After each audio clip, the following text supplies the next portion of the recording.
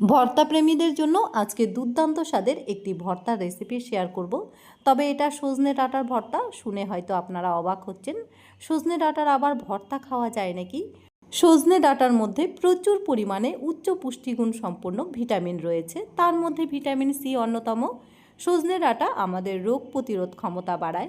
এখনকার যেই স্টেপে সজনেগুলো এগুলো রান্না করে চিবিয়ে খেতে গেলে অর্ধেকের বেশি সজনে ডাঁটা এমনিতেই ওয়েস্ট হয়ে যায়। এভাবে ভর্তা বানিয়ে দেখুন, বাচ্চা থেকে বড় সবাই পছন্দ করে খাবে, একটুও সজনে ডাঁটা ওয়েস্ট হবে না। সজনে ডাঁটাগুলো ভাপিয়ে নেওয়ার জন্য আমি ছোট টুকরো করে কেটে নিয়েছি, কিংবা চাইলে আপনারা এভাবে দড়ি পাকিয়েও ভাপিয়ে নিতে পারবেন। চলুন এবার সজনে ডাঁটাগুলো ভাপিয়ে নেওয়া যাক। আপনারা সকলেই জানেন এখন গ্যাসের বাজার ক্রাইসিস চলছে, এখন গ্যাস পাওয়া যাচ্ছে না। আমারও গ্যাস ফুরিয়ে এসেছে, মনে হচ্ছে কিছুদিন উনুনেই রেসিপি দিতে হবে। তো দেখুন বন্ধুরা, উনুনটা কিন্তু আমি একটা পুরনো সবজি স্ট্যান্ডের উপরে বসিয়ে নিয়েছি। একটা বস্তার মধ্যে কিছু খড়ি রাখা আছে, আর এই পলিথিনটার মধ্যে দেখুন বাজার থেকে যেসব প্লাস্টিকের জিনিসগুলো আসে প্যাকেটগুলো ফেলে না দিয়ে আমি এক জায়গায় জমিয়ে রেখেছি। উনুনটা কিভাবে ধরাবো আপনাদেরকে একটু দেখিয়ে দিই। অনেকেই কিন্তু উনুন ধরাতে একটু ঝামেলা মনে করেন। উনুনের মুখে খড়িগুলো না দিয়ে কিছু খড়ি ওপর দিক থেকে দিয়ে নেবেন, তারপরে কিছু পেপারের টুকরো ছিঁড়ে দিতে হবে।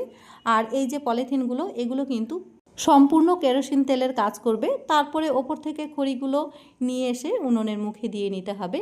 আমার উনুনটা ধরিয়ে নেওয়া হয়ে গেছে, এবার কড়াইটা বসিয়ে দেব। 1 কাপ পরিমাণ জল ফুটতে দিয়েছি। ফুটন্ত জলে সজনে ডাঁটাগুলো দিয়ে আমি 3 মিনিটের মতন ভাপিয়ে নেব। 3 মিনিট হয়ে গেছে, ঢাকনা খুলে নিয়েছি।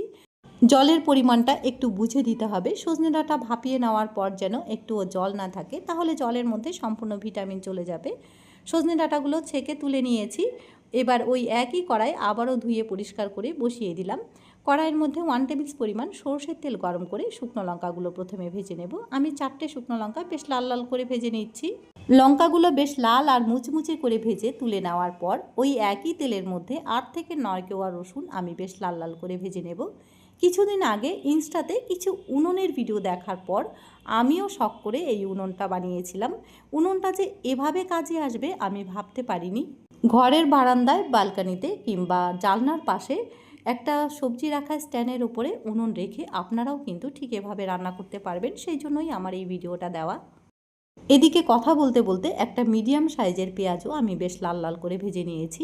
সজনে ডাঁটাগুলো একবারেই মিক্সিং জারের মধ্যে তুলে নিয়েছিলাম। দেখুন সজনে ডাঁটাগুলো কিন্তু একদম সেদ্ধ হয়ে গেছে। সাথে ভেজে রাখা রসুনগুলো আর কিছুটা পেঁয়াজ দিয়ে আমি মিক্সিং জারে একটা পেস্ট বানিয়ে নেব। তারপরে ওই একই কড়াইতে ফোড়ন দিচ্ছি 1/2 টিস্পুন পরিমাণ কালো জিরে। কালো জিরেটা হালকা একটু ভেজে নিয়ে সজনে ডাঁটার পেস্টটা দিয়ে নেব। তারপরে ফোড়নের সাথে সজনে ডাঁটার পেস্টটা বেশ ভালো করে কষিয়ে নিতে হবে।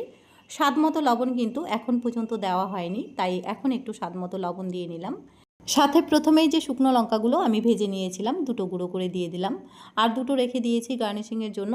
আর প্রথমে সজনে ডাঁটার মধ্যে কিছুটা পেঁয়াজ কুচি আমি দিয়েছিলাম, আর কিছুটা রেখে দিয়েছি। এখন দিয়ে সমস্ত কিছু একসঙ্গে ভালো করে কষিয়ে নামিয়ে নিলেই সজনে ডাঁটার ভর্তা আমাদের পরিবেশনের জন্য একদম রেডি।